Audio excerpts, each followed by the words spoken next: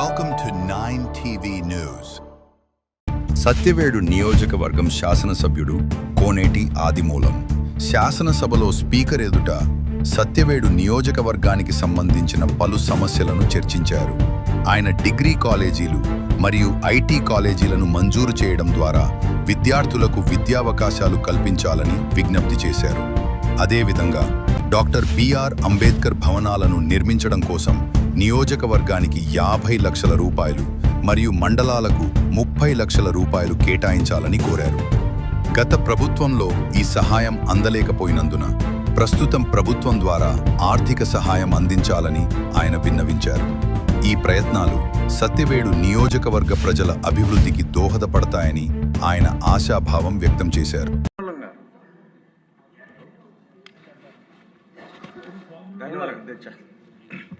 అధ్యక్ష, సత్యవేడు నియోజకవర్గంలో degree college అధ్యక్ష 17 సంవత్సరాలైంది అధ్యక్ష. ఆ కాలేజీ భవనం కూలిపోయే పరిస్థితి ఉంది అధ్యక్ష. తెలంగాణ భవనం ఉంది అధ్యక్ష. గౌరవ విద్యాశాఖ మంత్రి గారికి, ముఖ్యమంత్రి గారికి కూడా ఇచ్చాను. గౌరవ విద్యాశాఖ మంత్రి గారు వారు స్పందించి వెంటనే డిగ్రీ కాలేజ్ భవనం మంజూరు చేయాలని కోరుతున్నాను అధ్యక్ష. అలాగనే పిచ్చాటూరు మండలంలో జూనియర్ కాలేజ్ అధ్యక్ష 30 సంవత్సరాలు అధ్యక్ష.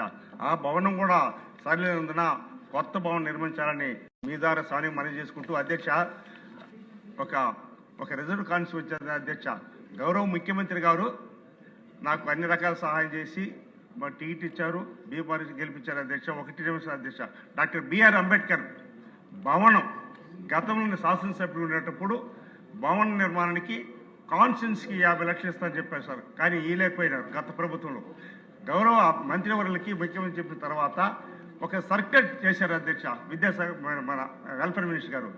కాన్స్టిట్యూన్సీకి 50 లక్షలు, మండలానికి 30 లక్షలు చెప్పి సైట్ అలికేట్ చేసి చెప్పి కలెక్టర్ గారికి ఇచ్చారు అధ్యక్ష.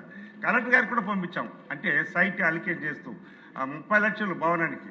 నేను పుత్తూరులో డాక్టర్ బిఆర్ అంబేద్కర్ అధ్యక్షుడిగా 50 సంవత్సరాలు ఉన్నాను అధ్యక్ష. భవనం కట్టించాను. అంటే మంచి కార్యక్రమం చేయడానికి ఒక భవనం కావాలి అధ్యక్ష. ఈ హౌస్లో భారత రాజ్యాంగ నిర్మాత, విద్యావేత్త, విద్య ఉంటేనే మనం అందరూ కూడా ఈ భవనంలో ఉన్నాము. విద్యాశాఖ మంత్రి గారు దానిపై దృష్టి పెట్టి రాజ్యాంగ నిర్మాత భవనం తప్పనిసరిగా మా హౌస్లో 35 మంది ఎస్సీ ఎస్టీలు ఉన్నారు అధ్యక్ష.